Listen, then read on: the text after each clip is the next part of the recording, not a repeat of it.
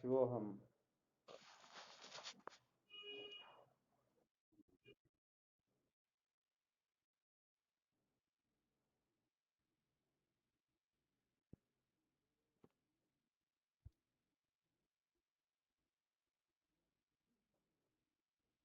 दृष्टानंद जी महाराज ने लिखा कि मनुष्य जन्म तत्व जिज्ञासा के लिए,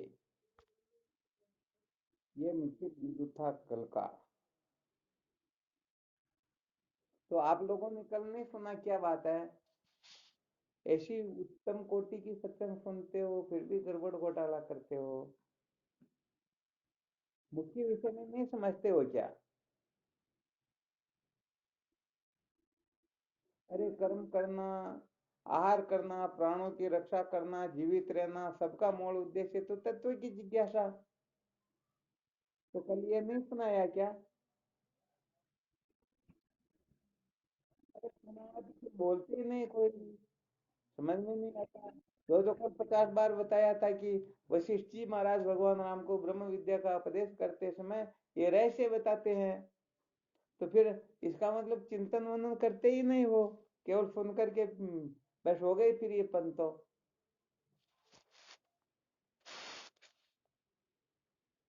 भाई जवाबदारी समझोगे तब तो ठीक, वरना मैं तो बंद कर दूंगा।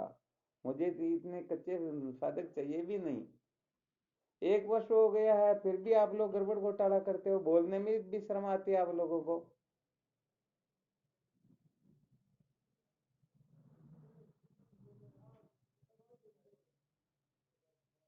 तो फिर क्या महत्व समझोगे आप?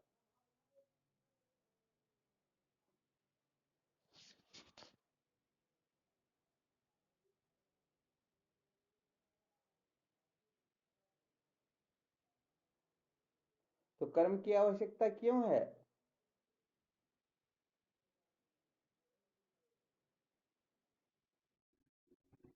मैं शरीर निर्वाह के लिए कर्म की आवश्यकता, बात इतनी सी है। वरना कर्म की कोई आवश्यकता ही नहीं है। अच्छा, शरीर निर्वाह किया, शरीर निर्वाह से क्या मतलब हुआ?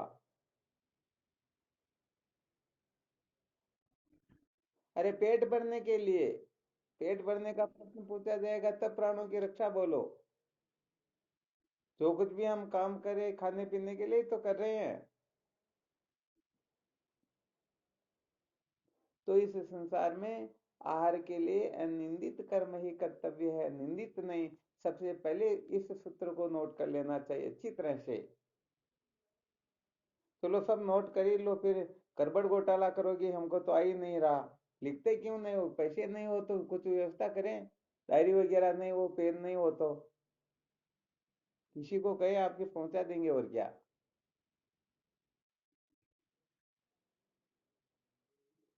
तो सबसे पहला सूत्र लिखना है, इस संसार में आहार के लिए निंदित कर्म ही कर्तव्य है, निंदित कर्म नहीं।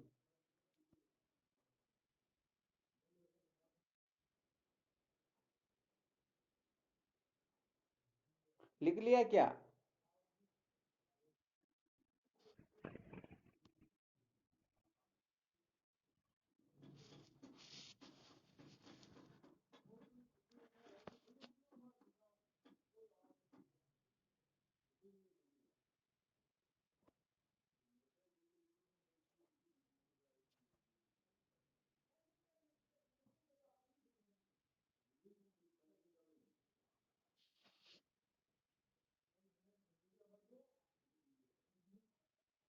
अभी तक किसी ने नहीं लिखा, इसका मतलब किसी ने संकेत नहीं दिया।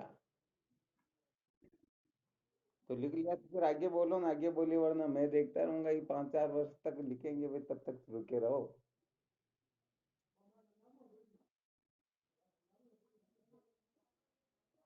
अच्छा, दूसरा सूत्र लिखो, आहार प्राण रक्षार्थ ही कर्तव्य है, भोगार्थ नहीं।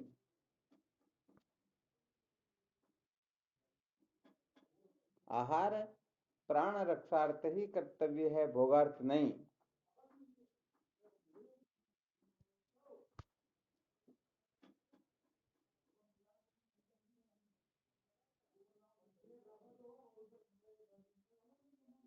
लिख लिया? फिर तीसरा आगे का सूत्र लिखो।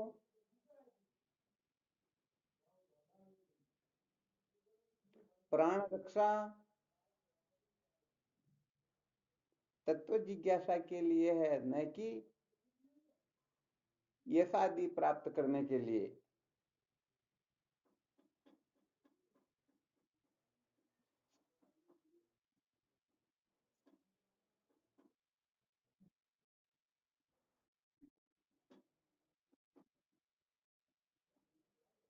हो गया न, 3 सूत्र हो गए। आहार कर्म जो है निंदित कर्म करना नहीं बल्कि अनिंदित कर्म ही करना है।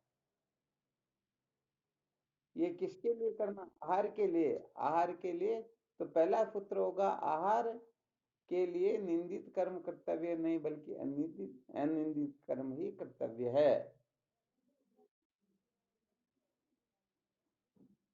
फिर दूसरा सूत्र हो गया, बहुत अच्छी बात। पहला सूत्र हो गया, अनिंदित कर्म ही कर्तव्य है, निंदित नहीं।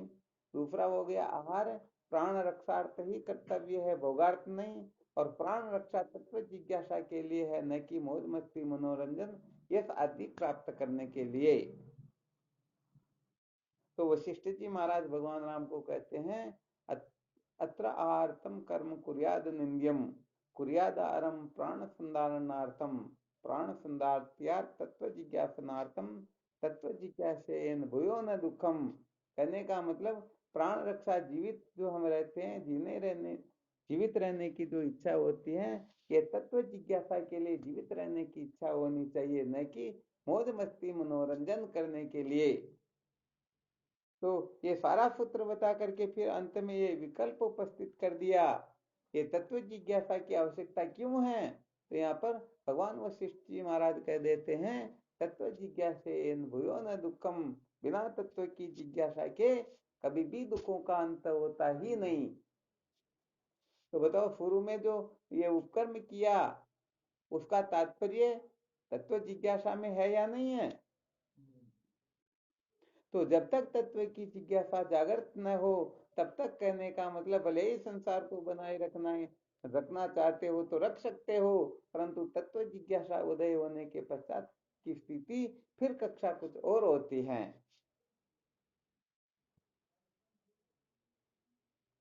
अब इसमें किसी को समझ में नहीं आ रहा तो ये बोलो, नहीं तो फिर विपरीत किसी न किसी प्रकार से प्रश्न करके देखते हैं आप लोगों का दिमाग कितना काम करता है। हाँ, पहले अच्छी तरह से मंथन करके देख लो।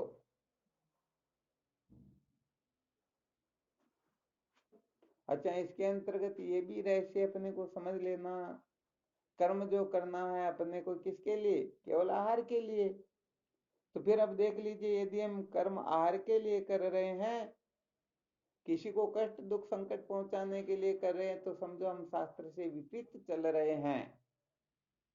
और आहार के लिए यदि हम कर्म कर रहे हैं, वह भी निंदित नहीं बल्कि अनिंदित। निंदित कर्म का अर्थ होता है शास्त्र निषिद्ध कर्म, और अनिंदित कर्म का अर्थ होता है शास्त्र विहित कर्म। आ गया समझ में?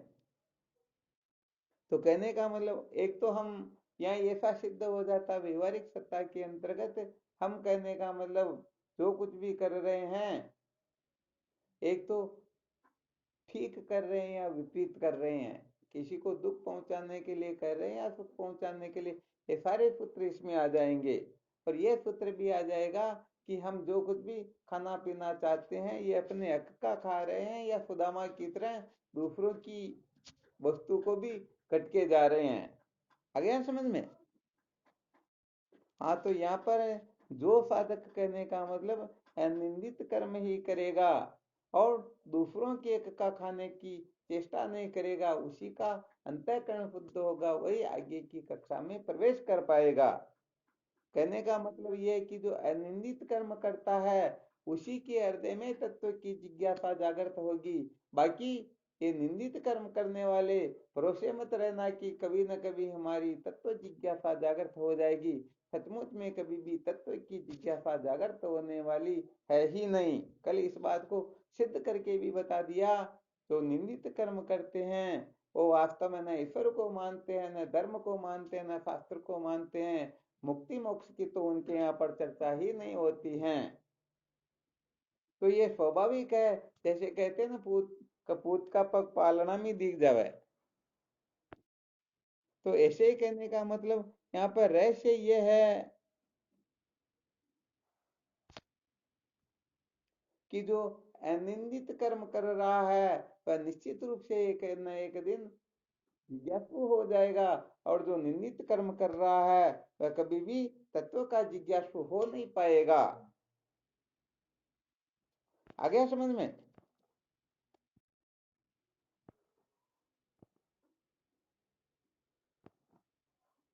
ये विशेष बात है यहाँ पर।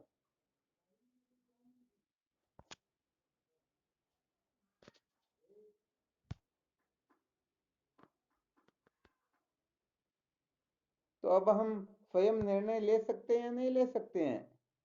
विचार कर सकते हैं या नहीं कर सकते हैं? हम्म। हम अपनी स्थिति देख करके, अपने कर्मों की, अपने व्यवहार की, अपने आचरण की स्थिति देख करके ये निर्णय ले सकते हैं कि हम वास्तव में अविद्या के बंधन से मुक्त होने की ओर जा रहे हैं या अविद्या को और बढ़ाने की चेष्टा कर रहे हैं।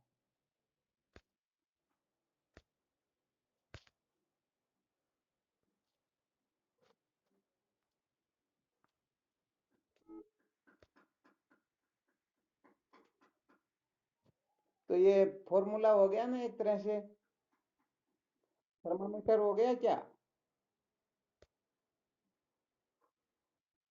या नहीं हुआ? हाँ, इसलिए कहने का मतलब बाकी के संसार के लोग कैसे कर रहे हैं और हम स्वयं कैसे कर रहे हैं। तो जो साधक होता है वह अपने बारे में विचार करता है कि मैं जो कुछ भी कर रहा हूँ शास्त्रोक्त मर्यादा में रह करके कर रहा हूँ, अथवा अपने मन व इंद्रियों को संतुष्ट करने के लिए, प्रसन्न करने के लिए कर रहा हूँ। आ गया समझ में? हाँ, ये थोड़ी विशेष बात है।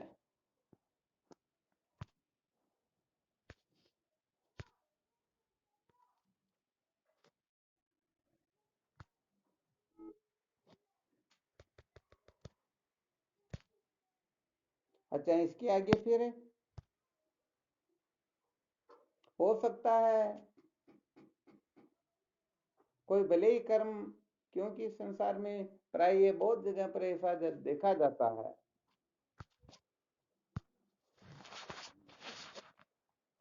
कि कर्म जो करते हैं वो शास्त्र की मर्यादा में रहकर ही करते हैं, शास्त्र से विरुद्ध कर्म नहीं करते हैं। परंतु उसके द्वारा जो आहार किया जाता है, उस आहार का तात्पर्य, वो कहने का मतलब प्राण रक्षार्थ न करके भोगों के लिए ही करते हैं कि बस अपने को तो मौज मस्ती करना है, मनोरंजन करना है। देखो, कर्म तो उन्होंने शास्त्री की मर्यादा में रह के किए, पैसे जो कमाए वो ईमानदारी से कमाए, परंतु फिर उनको खर्च करते समय यदि गड़बड़ घोटाला कर दिया तो बताओ क्या होगा? अनर्थ होगा ना। तो इसलिए फिर ऊंची कक्षा ये हो जाती, पहली कक्षा तो कोई पास हो गया, परंतु खर्च करते समय यदि गड़बड़ घोटाला कर दिया तो भी समझ जाना चाहिए कि वास्तव में वह सच्चा जिज्ञासु नहीं है। तो फिर क्या होगा यहाँ पर? आहार जो है प्राणों की रक्षा के लिए ही किया जाए, भोगार्थ नहीं। चलो, फिर कोई कोई बहुत सारे साधक ऐसे भी होते हैं जो आहार करते हैं प्राणों की रक्षा के लिए, परंतु आगे जो प्राणों की रक्षा है उसका तात्पर्य नहीं समझ पाते, अर्थात जीवित तो रहना है परंतु किसके लिए रहना है इस बात को समझ नहीं पाते, और जीवन भर उनसे नीचे की कक्षा जो है उसी में अटके रह जाते हैं। तो बताओ, उनका भी जीवन धन्य होगा क्या? हाँ, देखो, उन्होंने कर्म भी अनिंदित ही किए हैं और प्राणों की रक्षा भी भोगार्थ नहीं, केवल जीने के लिए ही, परंतु जीने का उद्देश्य क्या है, प्रयोजन क्या है, इस बात को बताओ। यदि कोई समझता नहीं है तो बताओ, निश्चित रूप से उनके पहले किए हुए भी सार्थक हुए क्या? हाँ, वो भी वास्तव में सार्थक नहीं हुए। वो भी कहने का मतलब अभी तक समझो उनका सचमुच में जैसा फल मिलना चाहिए वैसा फल अभी तक मिला नहीं। आ गया समझ में? इसलिए असली बात क्या होती, देखो अच्छी तरह से समस्त साधकों को इसका अच्छी तरह से ध्यान रखना है। असली सूत्र है, असली वस्तु होती है जीवस्य तत्व जिज्ञासा। केवल इतने ही सूत्र को ध्यान रखना है। चाहे आप कैसे भी कर्म करो, कैसे भी प्राणों की रक्षा करो, सब आप जानो, आपका काम जाने, आपके हिसाब से करते रहो। परंतु यदि इस देह के नष्ट होने से पहले पहले, इस शरीर का नाश होने से पहले पहले किसी के हृदय में तत्व की जिज्ञासा जागृत हो गई तो समझो सारे के सारे सफल हो गए, सबके सब फलित हो गए। और तत्व जिज्ञासा जागृत नहीं हुई तो एक नहीं, हजार नहीं, लाख नहीं, करोड़ जन्म तक भले वो निंदित कर्म ही करता रहे, अभी तक सचमुच में उनको उनका फल नहीं मिला है। आ गया समझ में? हाँ, तो सबसे अधिक महत्वपूर्ण बात यदि कोई है तो वह केवल और केवल मात्र तत्व की जिज्ञासा ही है। तत्व जिज्ञासा का क्या मतलब होता है?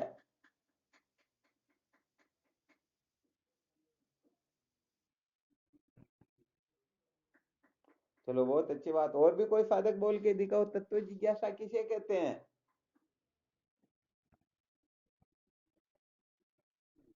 अच्छा, फिर मोक्ष किसको कहेंगे? सर्व दुखों की अत्यंत निवृत्ति और परमानंद की प्राप्ति है, तो मोक्ष का स्वरूप बताया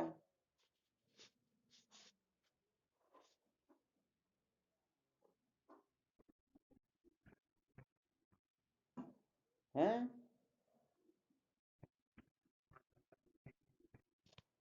हाँ, उनके हृदय में तत्व की जिज्ञासा जागृत होगी, ये तो बिल्कुल ठीक है, परंतु तत्व जिज्ञासा कहते हैं किसको?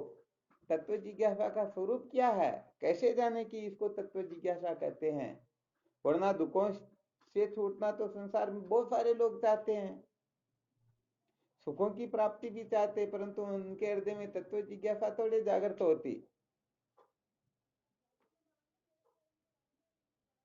चलो फिर भी और मंथन करके देखो, तत्व जिज्ञासा का मतलब क्या होता है?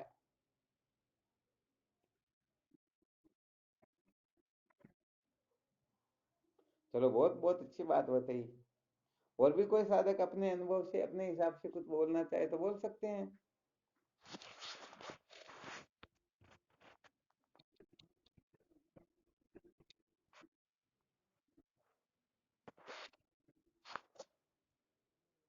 अपने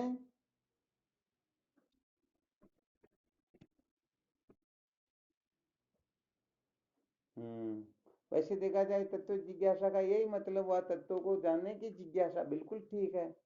अच्छा, इसको और कोई एक्सप्लेन करना चाहे किसी भी प्रकार से तो?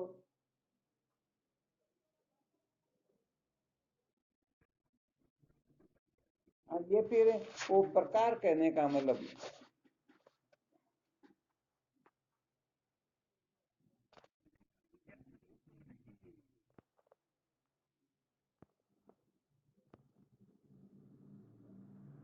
अविद्या से मुक्त होने की।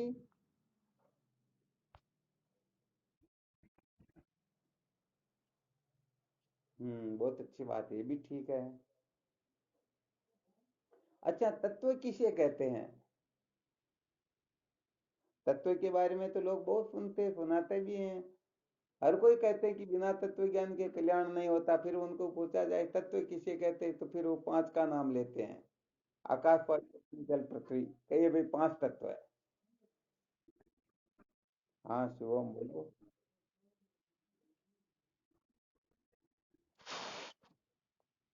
ठीक है, नाम रूप प्रपंच से रहित।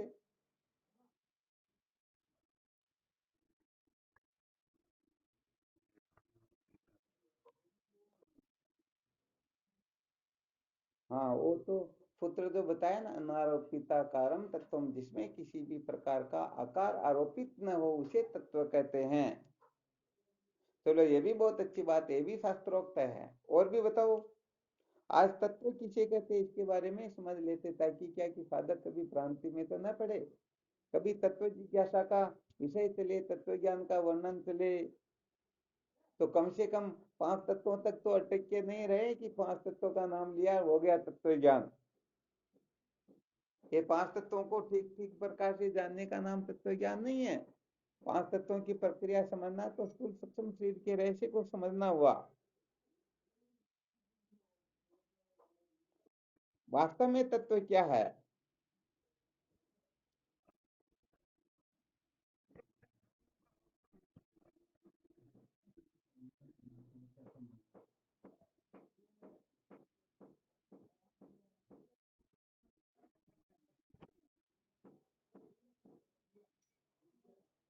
अरे भाई, देवकर्ण जी महाराज ने बहुत अच्छी बात बताई। जीव ब्रह्म की एकता का निश्चय, इसको तो ज्ञान कहते हैं।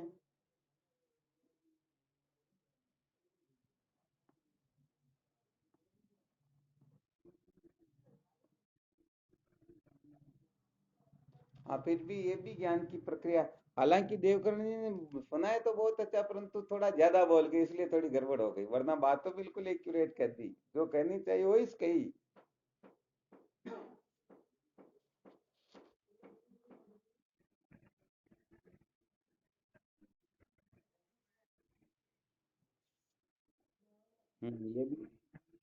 ये भी बहुत अच्छी बात है, परंतु ये थोड़ा आधा हुआ।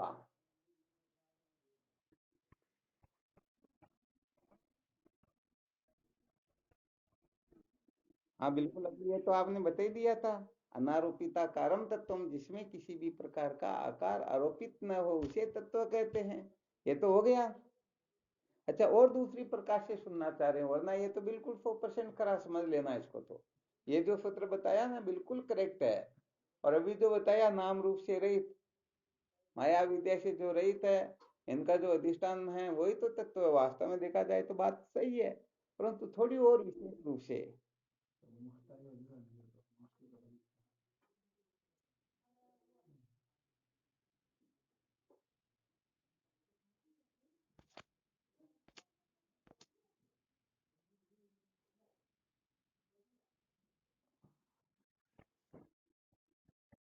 हाँ बिल्कुल, बोलो।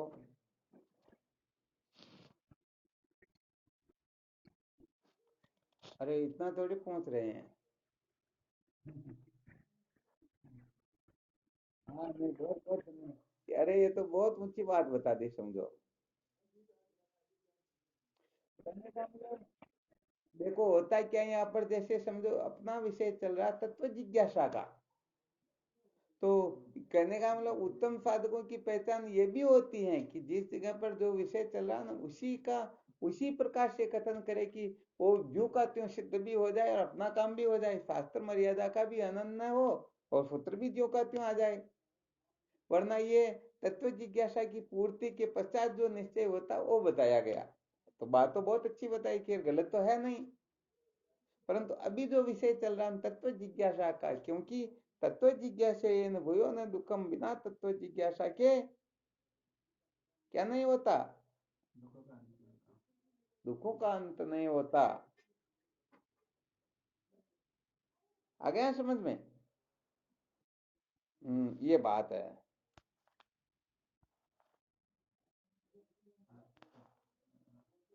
और देखो, कोई कोशिश करो।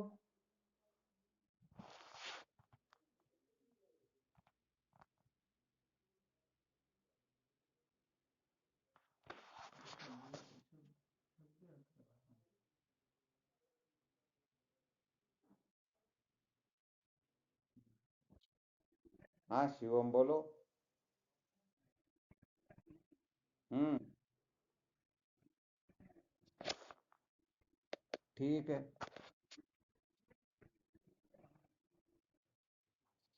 हाँ चलो, ये भी तो एकांगी बात ही हुई। बहुत अच्छी बात, क्योंकि अभी जैसा कथन होना चाहिए वैसा हुआ नहीं। गलत किसी की, तो जैसा कहना चाहिए वैसा कहा नहीं।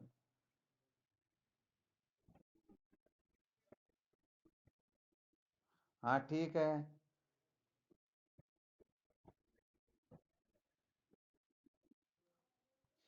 नहीं, ये तो नीचे की कक्षा रह गई।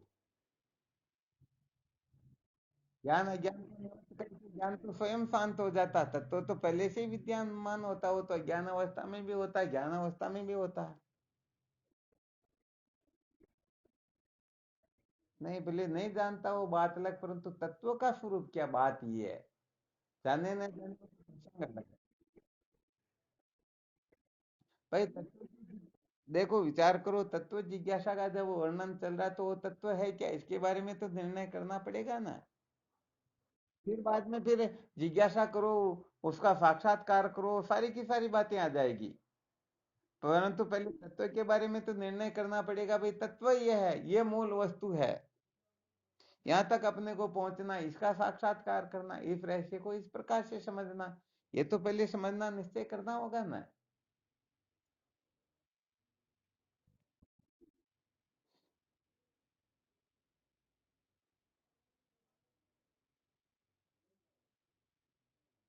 इतने कमजोर साधक है ना, गजब करते हैं भाई।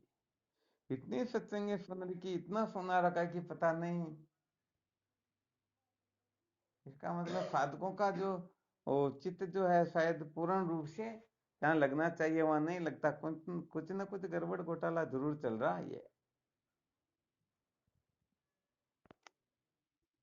तो देखो, तत्व कहते हैं, ध्यान देना अच्छी तरह से, ध्यान रखो तो बताइए, नहीं तो फिर रहने दे। पूरा रखोगे क्या? चलो ठीक, तो फिर बता ही देते हैं, और क्या, फिर मैं कभी पहुंच ही लूंगा, पता रहेगा कि वास्तव में ध्यान रखते हैं या नहीं रखते हैं। तो तत्व का अर्थ होता है आत्मा व ब्रह्म का जो एकत्व है, उसको कहते हैं तत्व।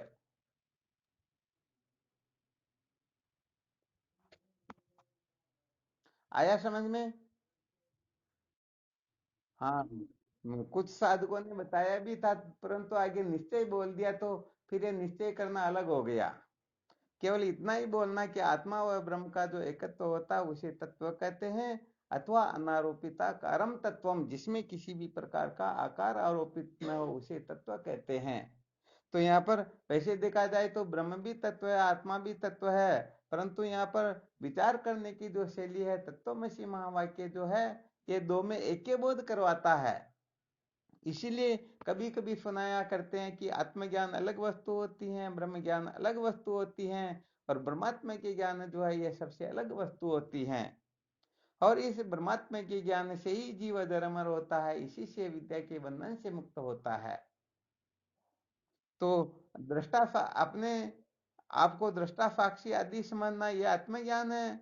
और समस्त प्रपंच के अधिष्ठान ब्रह्म को जानना, ये ब्रह्म ज्ञान है। परंतु आत्मा व ब्रह्म का एकत्व तत्वमसि महावाक्य के अंतर्गत तत्पद तुम पद का वाच्यार्थ समझ करके फिर उनका त्याग करना, और लक्ष्यार्थ में तत्व पद का ऐक्य, इसे ही तत्व कहते हैं। आ गया समझ में? तो अकेला आत्मा तत्व नहीं है, अकेला ब्रह्म भी तत्व नहीं है। आत्मा और ब्रह्म का जो एकत्व होता है उसे ही तत्व कहते हैं। तो बहुत सारे लोग केवल भगवान, क्या हुआ? दो कहां पर हुए? दोनों को एक समझना, इसको तत्व कहते हैं। जैसे बहुत सारे लोग होते हैं ना, अपने से बाहर परमात्मा को ढूंढते हैं, और बहुत सारे भीतर ढूंढते हैं। तो जो परमात्मा को बाहर खोजते हैं उनको अधूरा परमात्मा मिलेगा, और जो भीतर खोजते हैं उनको भी अधूरा मिलेगा। क्योंकि भीतर खोजने वाले को बाहर नहीं, और बाहर खोजने वाले को भीतर नहीं। तो बताओ, अधूरा ज्ञान हुआ या नहीं हुआ? और जिनको बाहर और भीतर परिपूर्ण एक रूप से बोध हो, फिर वो बात अलग होगी या नहीं होगी? तो यहाँ पर अकेली आत्मा तत्व नहीं, अकेला ब्रह्म भी तत्व नहीं है। क्योंकि आत्मज्ञान से केवल मात्र ये दृष्टा साक्षी का बोध हो सकता है, और दृष्टा साक्षी के बोध से कभी कोई कृतार्थ नहीं होता है। और ब्रह्म ज्ञान जो है, समस्त प्रपंच के अधिष्ठान को जानना, यह ब्रह्म ज्ञान है। तो यहाँ पर कहने का मतलब, जब तक अहम ब्रह्मास्मि इस प्रकार का निश्चय नहीं होता है, तब तक वह ब्रह्म भी प्रोक्ष ही रहता है। और प्रोक्ष ज्ञान से सकल विद्या जाल की निवृत्ति होती ही नहीं, ये सिद्धांत है। आ गया समझ में? हाँ, इस पर और पहले आप लोग मंथन करना, ये भक्त लोग सब। बिल्कुल बिल्कुल। ब्रह्मात्मा के बोध से ही परोक्ष परिचिनता की निवृत्ति होती है, और जब तक परोक्ष परिचिनता की निवृत्ति नहीं होती है तब तक कोई कृतार्थ तो होता ही नहीं। हाँ, यह थोड़ा सूक्ष्म रहस्य, ये तो आगे बढ़ करके जब साधक विचार करेंगे ना, परिचिनपने की निवृत्ति के समय विचार करेंगे, तो यह थोड़ा विचार ज्यादा करना पड़ेगा, बुद्धि पर थोड़ा दबाव डालना पड़ेगा, तब जाकर के बात समझ में आएगी।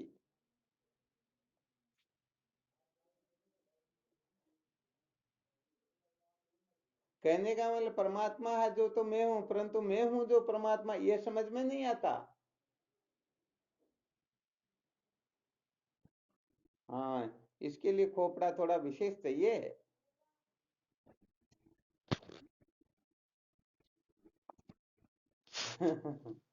हाँ चलो, लेकिन आगे की शिक्षा रही, इनके ऊपर तो बड़ा मंथन करना होगा, तब जाकर के बात कुछ और होगी।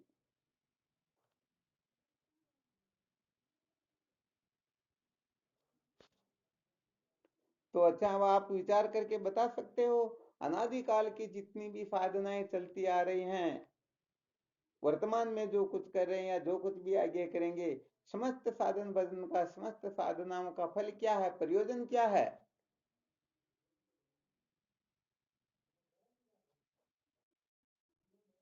कौन बोले? अरे क्या बात है, बहुत अच्छी बात, धन्यवाद है। बस अब ये सूत्र अपने को ध्यान रख लेना अच्छी तरह से, यहाँ सिद्धांत कथन कर दिया, एक प्रकार से निर्णय निकल गया। अब महावीर जी देख लेना, जब दुकान में जाकर के कटिंग करते हो ना, उसमें देख लेना, कटिंग करने से तत्व की जिज्ञासा जागृत होती है तो करो, और नहीं होती है तो फिर उसका क्या करना है। ये तो तेज तेज सिंह जी बोल रहे, महावीर जी तो चुप हो गए, फिर गड़बड़ घोटाला ना हो जाए, कहीं कहीं दुकान ना छोड़ जाए।